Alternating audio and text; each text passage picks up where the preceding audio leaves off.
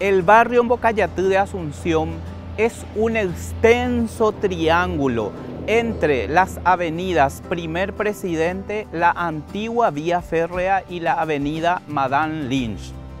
Mantiene su nombre toponímico desde finales del siglo XIX, cuando esto era conocido como Loma Mbocayatú. En los planos de Asunción de Baumgart, datados en 1884, esto figura como Loma Mbocayatú y se ubica en los confines de Trinidad. Todo este sector que vos pudiste ver, este barrio, este sector que va desde Primer Presidente hasta la Vía Férrea, podemos poner como referencia, frente a la ex caballería, todo este sector se llama Mbocayatú de Campo Grande. Esta villa, como le llamamos, son propiedades privadas de cada uno y había iniciado en época en que el general Pereira Ruiz Díaz era intendente municipal y el general Andrés Rodríguez, comandante del primer cuerpo de ejército. En aquel entonces, estamos hablando de aproximadamente el año 88, entre 87 y 88, antes del golpe. Y la municipalidad le dio con prioridad de compra a los oficiales de caballería de aquella época, con prioridad de compra, le dio este espacio húmedo, como te digo, un caruguatú como era, así como estaba. Entonces el general Rodríguez, en aquel entonces nuestro comandante del primer cuerpo de ejército, había sacado una circular y aquellos que no tenían terreno, lógicamente al no tener terreno no tenés casa y no tenías ningún inmueble, entonces podrían incluirse en una lista. En esa lista entramos, en la primera lista entramos 31 oficiales y el general Rodríguez había concedido por antigüedad, porque ese era su estilo. Entonces, nosotros éramos todavía subalternos. Yo era, por ejemplo, teniente primero en aquel entonces. El de mayor jerarquía de entre nosotros era un mayor, Marciano González, que actualmente es coronel ya en la situación de retiro, que está en la esquina mismo. Esa es su casa, donde hoy vemos la bodega. Esa es la casa del coronel Marciano González. Al lado, ahí estaba la casa del general Jorge Pérez Valdés. Y luego venía por antigüedad. Y por antigüedad también se elegía dentro de los 31. Pero al final se dieron cuenta de que el espacio, el frente de cada lote, iba a ser de 7 metros aproximadamente por el espacio concedido, que era del primer presidente hasta el murallón del servicio agropecuario.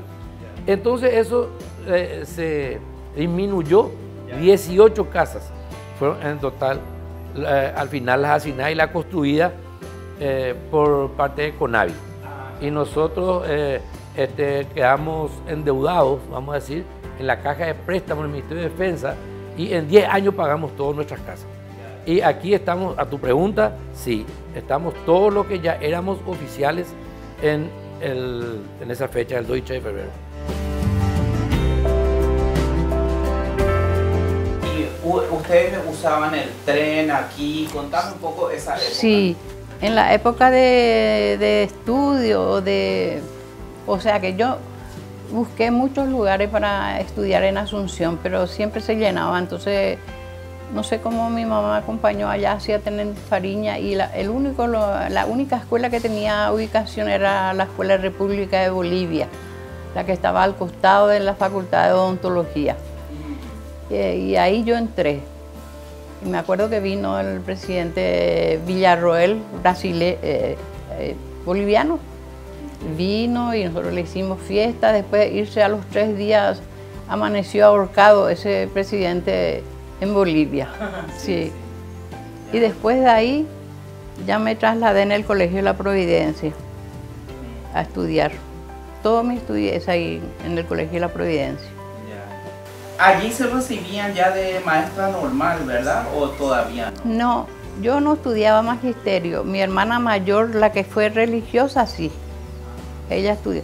Yo estudiaba corte y confección y para profesorado de corte y confección porque eso era lo que me gustaba. Sí, sí. Y como ahí había todo con las hermanas, entonces estudié ahí. Ya, ya. ¿Y tiene todavía su máquina? Yo trabajé 36 años en el Colegio La Providencia. Estaba encargada de la sección de confecciones y yo hacía todos los uniformes que se usaban en el colegio, toditos, a medida hacía. ¿Cuántos uniformes hacía al mes o por día, si se acuerda? Y no trabajaba sola, tenía a mis ayudantes. Yo cortaba, le ponía la etiqueta y le pasaba a cada una de las chicas su trabajo y ellas cosían. Después yo revisaba si estaba bien confeccionado, entonces se planchaba y se entregaba. Sí. Ya. Ahora, esta zona era toda una villa militar, ¿verdad? Dependía mucho de la caballería.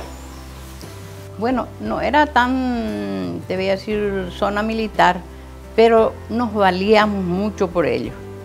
Por ejemplo, había, un robo que era por el barrio, entonces yo me iba junto a mi hijo porque estaba ya acá y le decía, ¿por qué no mandas de noche una ronda así de soldados que revisen un poco por ahí porque hay ladrones? Y entonces él le mandaba a los soldados y hacían la ronda y se iban otra vez. Después cualquier enfermedad corríamos hasta ahí, si no había ahí socorro nos prestaba camión.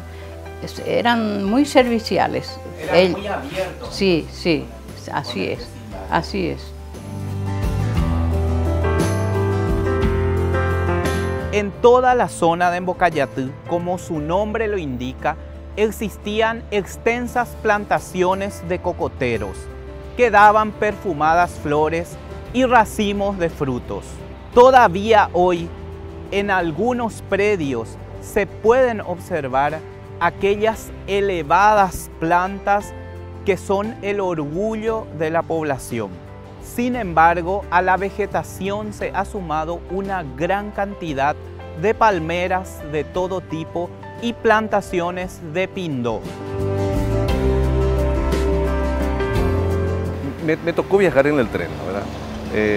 Como hijo de un militar de la caballería, nosotros teníamos transporte escolar, que en algunas oportunidades, cuando no podíamos viajar en ese transporte, el tren urbano, ¿verdad?, que data de allá más o menos de 1980 al 84, más o menos, se había reactivado, paraba casi frente a mi casa, ¿verdad? Bueno, nosotros estábamos a la vera de la vía del tren, entonces a las 6:05 de la mañana en punto, todos los días, ese tren con 2 o 3 vagones que venía desde Luque, paraba allí, nos subíamos, en 20 minutos estábamos en la estación de tren. Yo entraba en el Colegio Presidente Franco, en el centro de Asunción, y entonces en 20 minutos, nosotros 6:25 de la mañana estábamos en la estación de tren al costado de la Plaza Uruguaya, y entonces llegábamos súper temprano al colegio. ¿Y a la vuelta después? A la vuelta también, ¿verdad?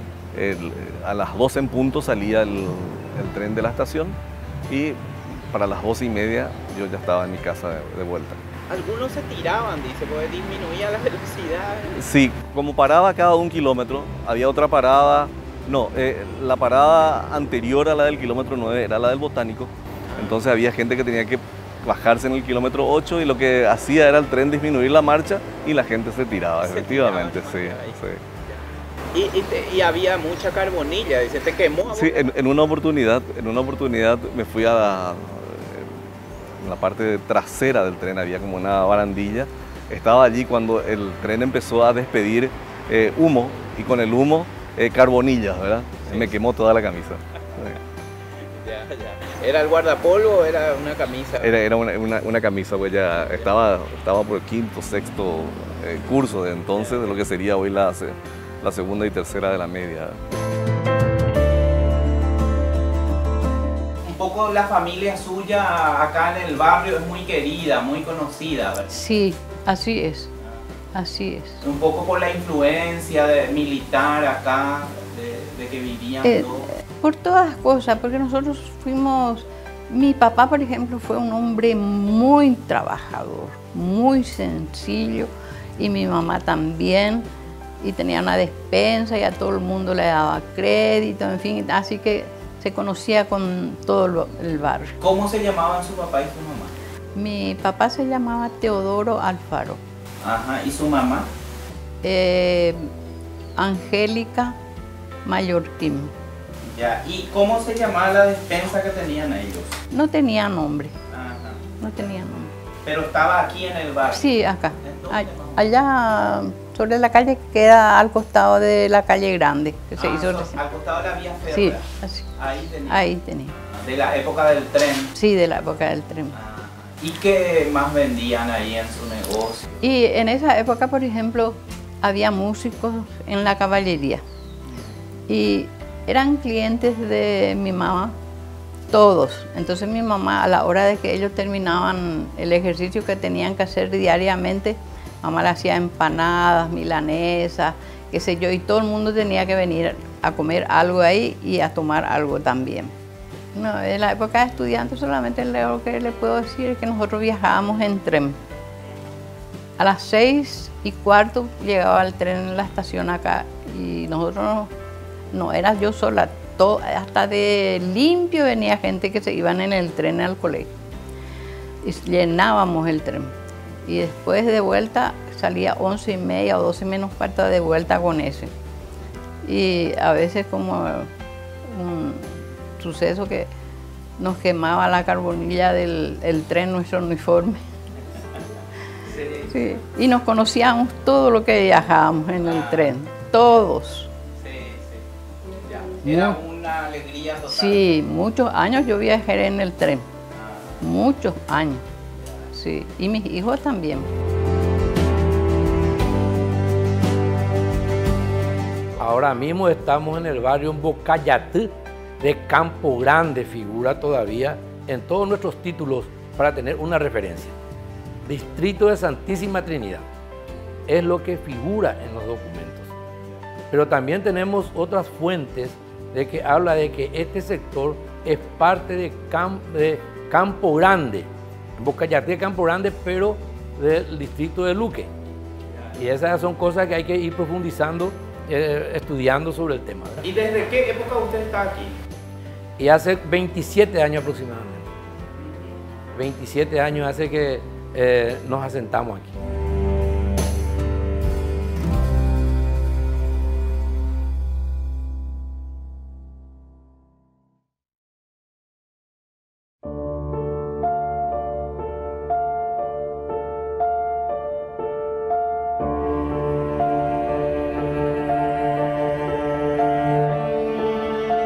El barrio también se ubica entre Campo Grande y la ex Primera División de Caballería. Esta última institución ha influido enormemente y sigue haciéndolo en la vida de la población.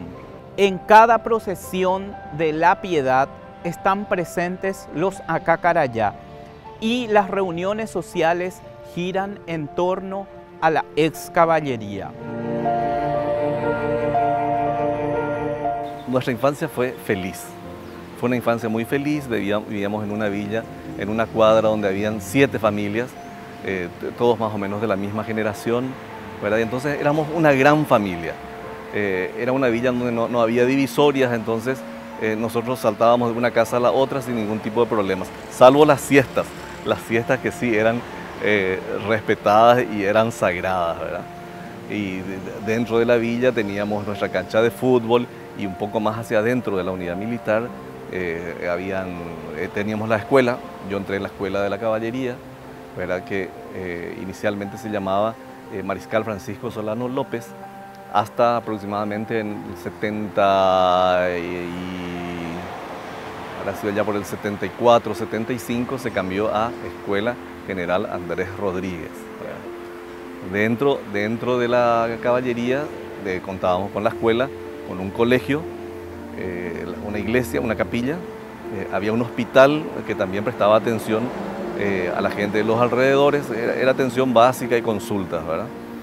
Y entonces allí teníamos piletas, canchas de fútbol, de tenis, y entonces junto con las villas que estaban más adentro de la caballería, éramos todos amigos, una gran familia. Tuvimos una infancia muy feliz. Yo soy Hugo Ernesto Egger. Nosotros nacimos y vivimos mucho tiempo acá hasta que empezaron los bichitos del amor y emigramos a otro lado. ¿Y cómo se llamaba tu papá? ¿Tus padres quiénes eran? Mi padre era Raimundo Egger Aquino. Mi madre era Juana Lidia González Mallorquín. Ahora, ¿tu papá era militar? Era militar, él se jubiló de suboficial de caballería. Aquí en la caballería. En la caballería, en la DC-1. No, en esa época no había suboficial mayor ni suboficial principal. El último rango era suboficial. ¿Y cómo era esta casita, un poco en la que crecieron ustedes acá y que ven? Y prácticamente le falta varios pedazos a la construcción por los años que tiene. Porque acá tenía un corredor enfrente y tenía 3 pilares. Porque esta calle no existía. No existía, entonces generalmente la gente giraba unas cuantas cuadras para circular, porque antiguamente los pobladores tenían terrenos muy grandes, no es como ahora. Había otra ahí al lado de mi tío y otro acá del otro tío, que también son los Alfaro. Pero fueron cambiando el aspecto edilicio por la vejez de la vivienda y por renovar y eso. Ampliar porque venían los hijos, los nietos.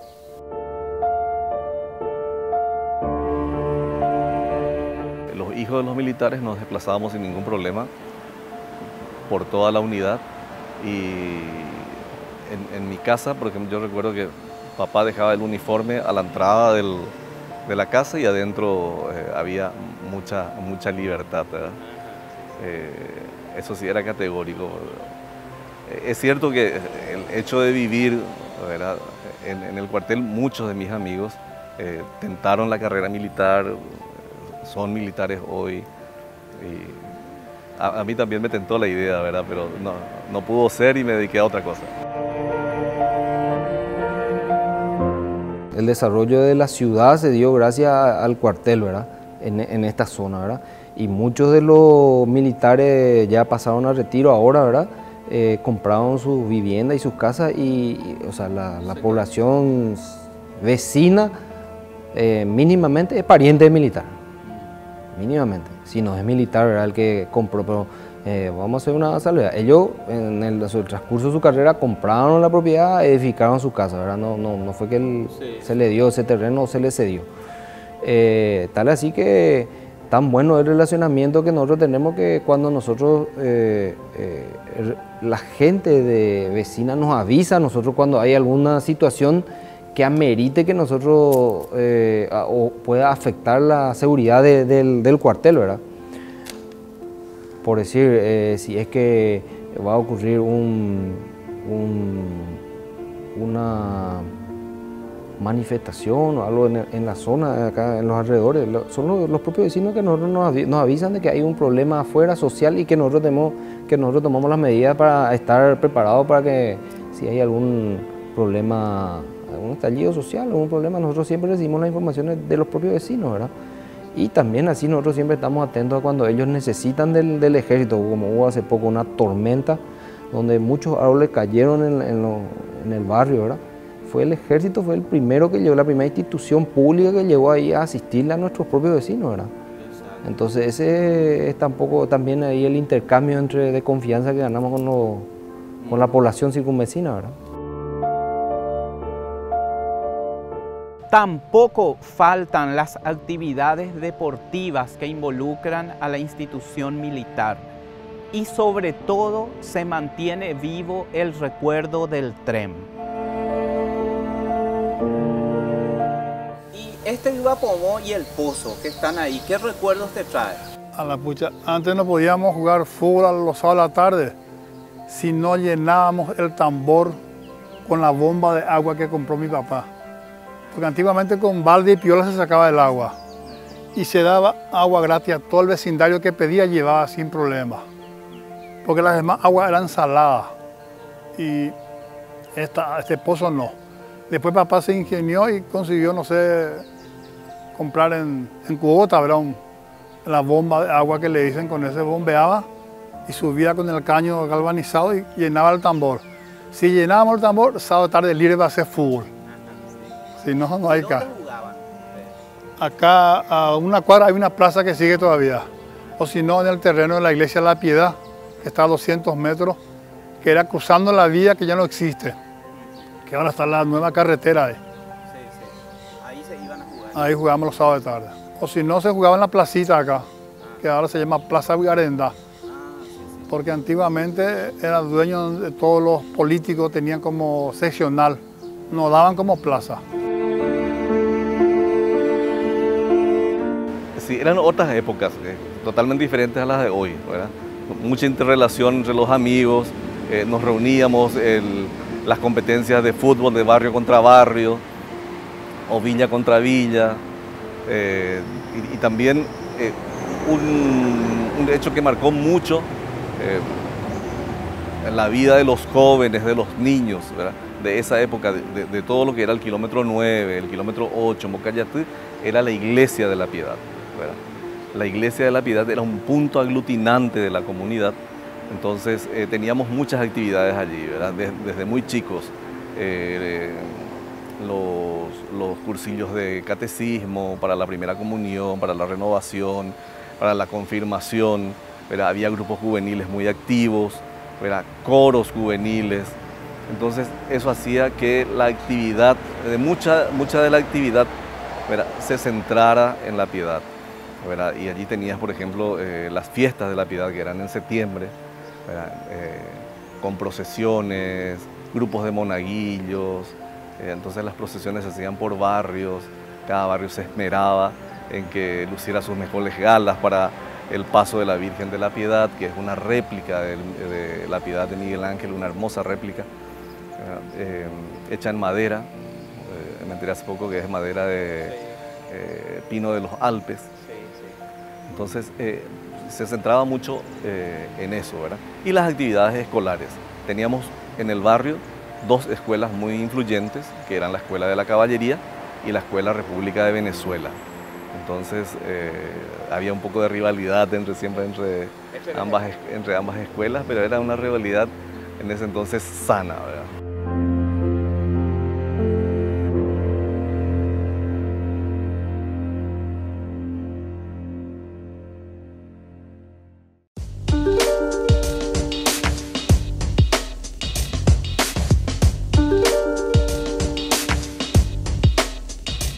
Las calles de este barrio son bastante irregulares. Las manzanas aquí no son realmente cuadradas, pero esto invita a recorrer el barrio y a conversar con los pobladores que nos cuentan sus vivencias. Bueno, antes que nada me llamo Atilio Federico Eger González. Nacido y crecido. Nacido y mal criado es la palabra. Nacido y mal criado en este barrio, kilómetro 8, que es así mismo. Según mi hermano acá, tenía una dimensión de 10 por 10, un lugar de encuentro. Es que en esa época hay que ubicarse, era como un picnic, ya sea caiga un feriado, un domingo, se aprovechaba para hacer el encuentro no solamente del barrio, de gente de afuera, de todos alrededores.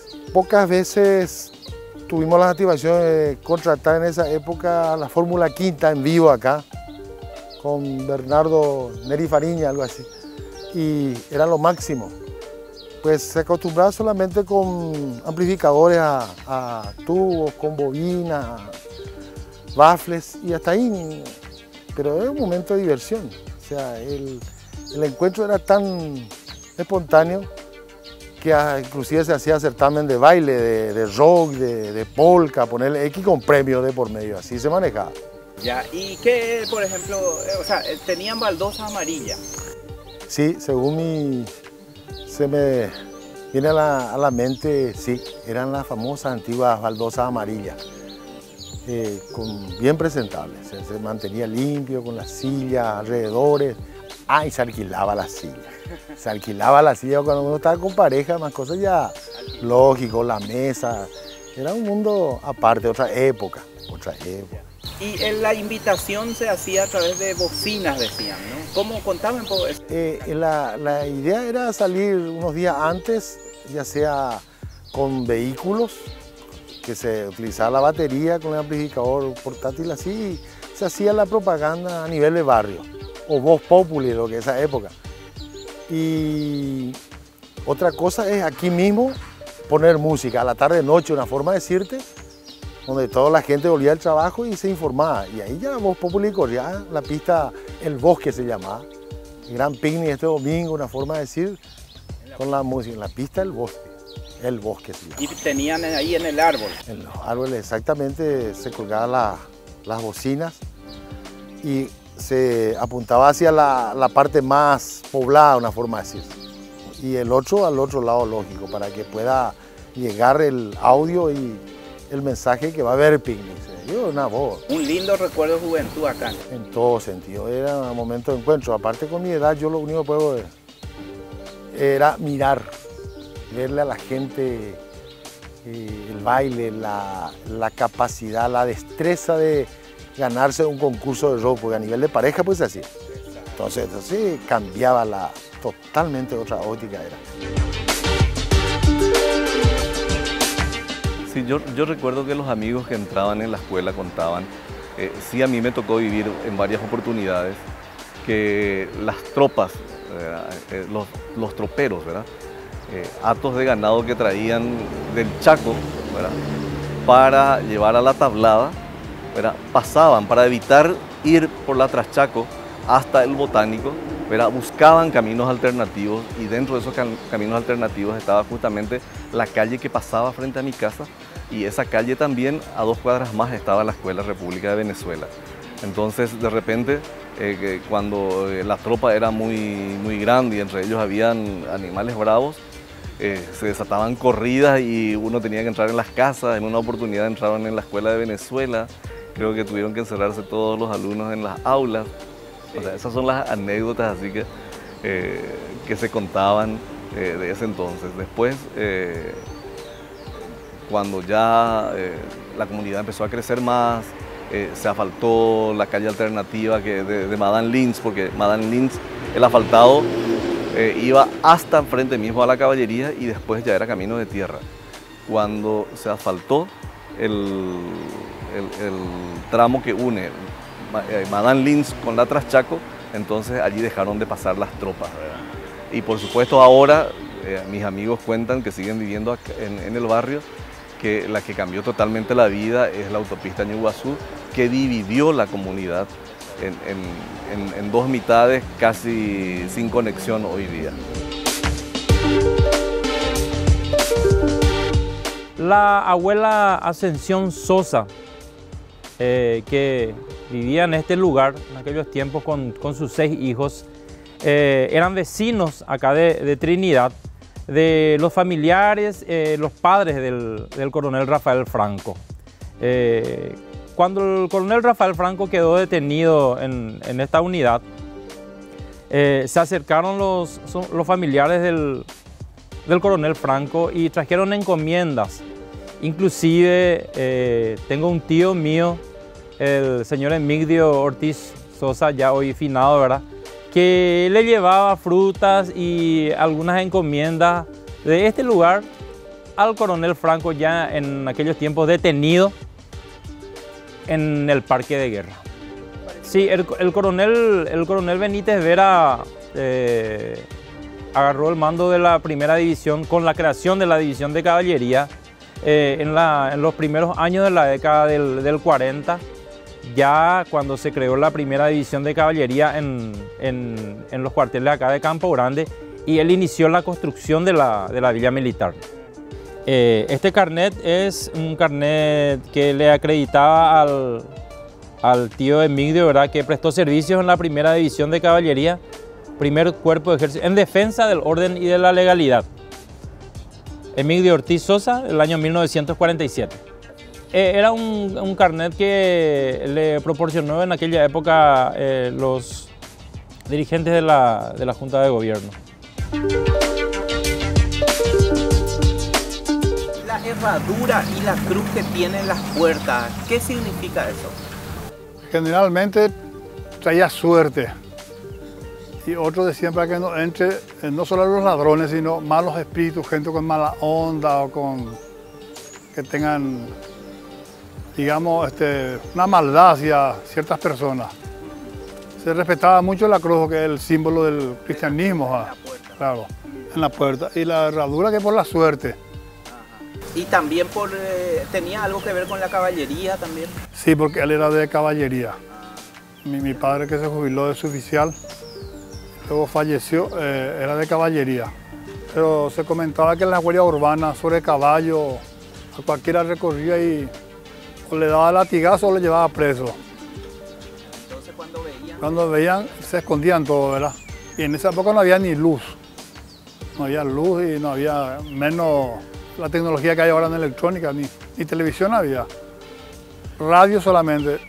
Y se escuchaba, por ejemplo, de otras emisoras del exterior.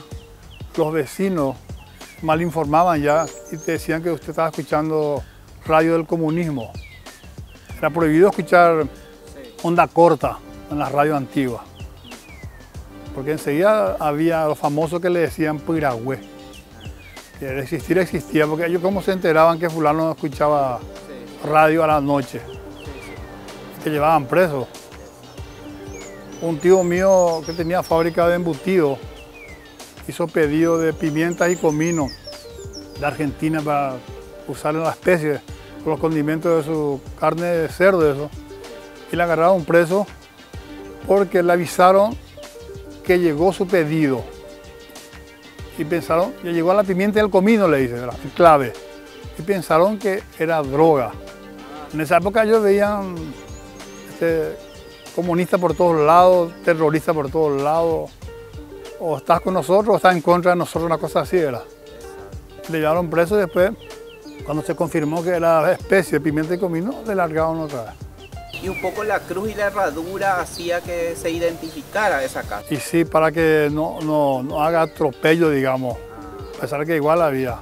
Exacto, sí. Pero para que sea menos el castigo, porque le llevaban a torturar.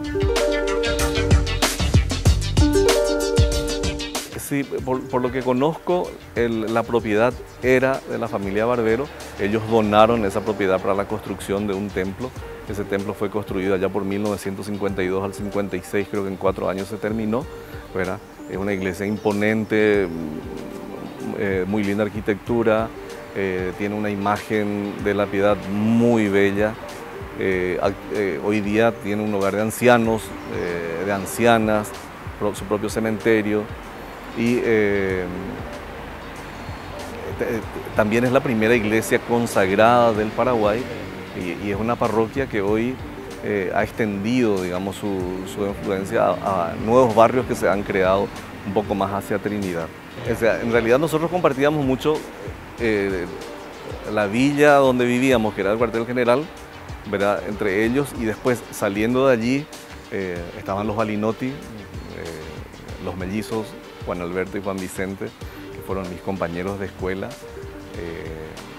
Estaban los Laconich, que son familias tradicionales, son las primeras familias de toda la zona. Los Balinotti, los Laconich, los Alfaro, ¿verdad? Los Eger, ¿verdad? Esa es gente con la que yo me relacionaba mucho. Los Eger fueron mis padrinos de bautismo, por ejemplo. Entonces, los domingos ir a visitarles, la señora, mi madrina, la señora Lili, una señora que cocinaba, era muy conocida en todo el barrio, en La Piedad, porque era la que cocinaba en los campamentos, en las kermeses. Entonces, cocinaba de manera fantástica. Entonces, era como una obligación los domingos ir a visitarla a mi madrina. ¿Para qué? Para comer las delicadezas que ella hacía. ¿Y las miniaturas vos visitabas de chico? Este era un paso obligatorio para los sábados para la catequesis y los domingos para misa. Entonces, las miniaturas que seguramente vas a estar mostrando en el transcurso del programa siempre fueron un atractivo y era nuestro paso obligatorio. Y allí estaba una de las mejores modistas.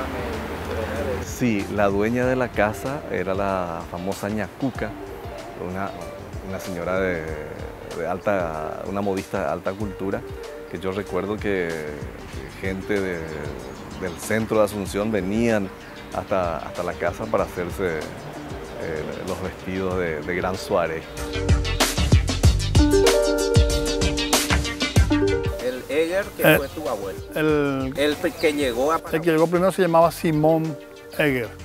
¿De dónde vino él? De Alemania, Austria-Cole. Y él integraba la Legión Civil Extranjera, que es la gente que colaboraban para ayudar a los caídos en el frente de batalla, por ejemplo, que le traían para el hospital para ser atendidos, y una vez que estaban mejor, volvían otra vez. Y ellos colaboraban no solamente con dinero, sino con joyas, todo lo que tenían en esa época. ¿Y encontraste vos el documento donde figura tu...? Encontré la lista de los integrantes de la Legión Civil Extranjera y entre esos figuraba mi abuelo. A mí me contaron que estaba y por eso me quedé buscando en el Archivo Nacional. Y hice una fotocopia. Tengo 3 tíos que estuvieron en la revolución del 47, ¿verdad? En aquellos tiempos, ¿verdad? Lastimosamente una revolución que se cobró muchas vidas, ¿verdad? Y eran 2 bandos opuestos que dividió en aquellos tiempos a la sociedad paraguaya, ¿verdad?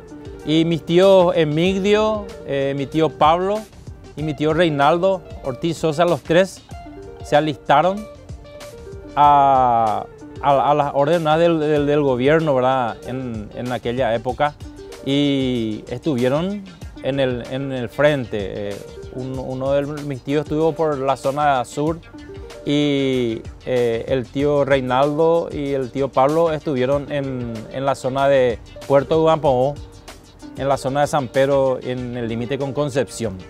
Y pasaron también bastante mal en aquella época. Y lo más importante fue también escenario en la última etapa de la revolución del 47, porque estaban los últimos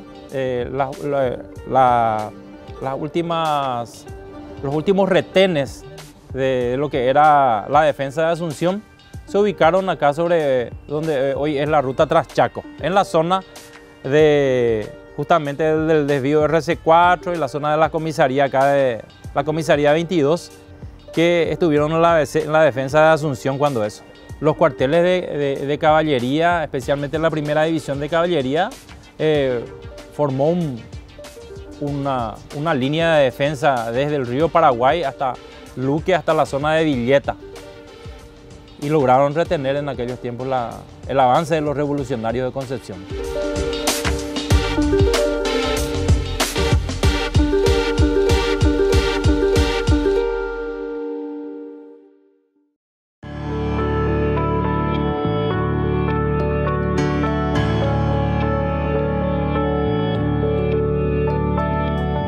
Hoy la tranquila vida del barrio ha dado un vuelco fenomenal.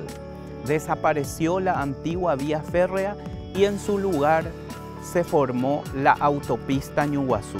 Toda esa marea vehicular que fluye por la nueva carretera ha dividido al barrio Bocayatú de sus genuinos vecinos. Y aunque la vida se torna un poco más complicada, los vecinos van adaptándose a esta modernidad. Acá lo que puedo recordar, vamos a hacer retrotraernos al tiempo, ubicarse en la época de mis padres, se formaban comisiones de fomento, le llaman, la que es comisión vecinal ahora mismo, y se hacían las elecciones normales, se elegía gente, presidente, tesorero normal, y para sacar beneficios se hacía tallarineada, concurso de, ¿cómo te voy a decir?, de trucos al gasto, no sé cómo hacían para sacar en esa época. Y eso se reinvertía en beneficio del barrio, ya sea para mejorar puentes, porque en esa época era cauce de agua alrededor del barrio, cierta zona, entonces se tenía que hacer puentes y conllevaba mucha plata. Y la mano obra era de los vecinos, generalmente era gente albañiles, profesionales dentro de su ámbito y la buena voluntad de la gente. Quien donaba una pola, el otro traía arena y así se lograba muchas cosas. Las comisiones vecinales, la que yo ya formé, la otra generación ya de hijos, comenzamos a trabajar, ampliar más seguridad, trabajar con la policía, trayendo acá para que den charlas. Otra cosa, hacer eventos de torín, traerle a un Carlito Vera, por ejemplo, en nuestra placita era lo máximo.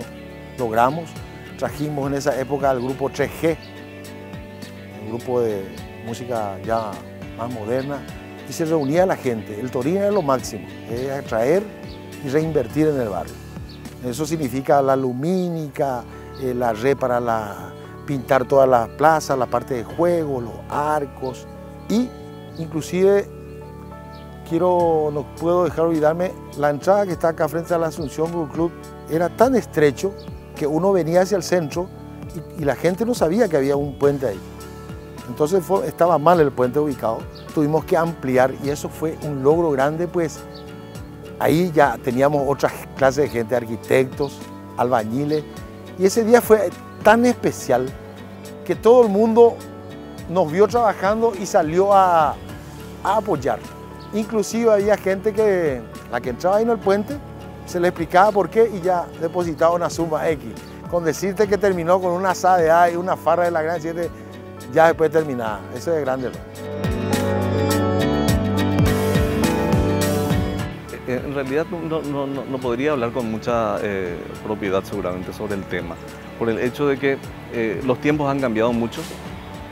Yo te estoy hablando de unos 40 años atrás en donde la caballería sí tenía una gran influencia en la gente de toda la zona, sean estos de familiares, parientes, de militares, como civiles, ¿verdad? Porque se movía un poco, los hijos de civiles asistían a la escuela, eran asistidos en el hospital, podían asistir a la iglesia, ese tipo de cosas, ¿verdad? Hoy, por todo lo que es la modernidad, lo que representa hoy para la comunidad esta autopista Ñuguazú, que divide un poco y hace difícil el tránsito de interbarrios, creo que ha cambiado muchísimo, ¿verdad? O sea, no tiene la misma influencia de antes. Sí, para la gente de mi generación, eso fue así. Bueno, yo no te puedo hablar de la gente de hoy, pero la gente de mi generación, que estamos alrededor de los 50, o sea, de los 30 seguramente en adelante, bueno, tanto la caballería como la piedad son instituciones así fundamentales en nuestra formación y en nuestro crecimiento. Alfaro era el propietario de todo este terreno, que era de la ruta hasta la Traschaco. Tenía una olería en Roca Alonso, él se iba sobre el caballo y venía sobre el caballo.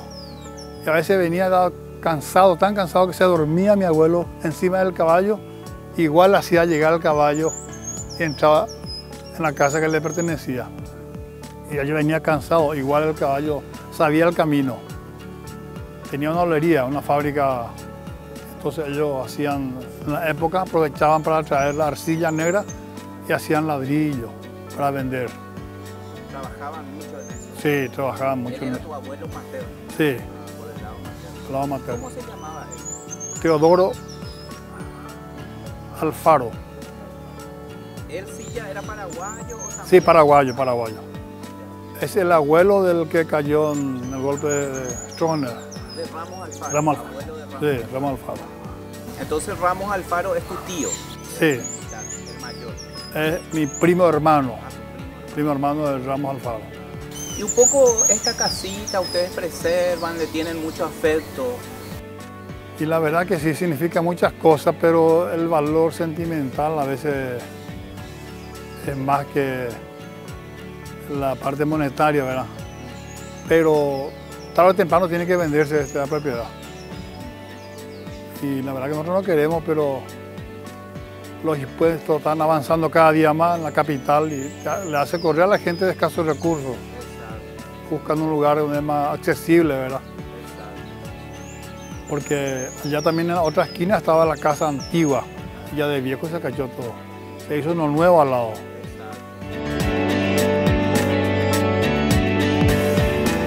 Soy el profesor Lorenzo Aquino Martínez, soy oriundo de San Ignacio Misiones, pero vine a parar acá en este barrio. ¿En qué año más o menos? Yo vine a este barrio en el 71, y me casé con una chica del barrio en el 76.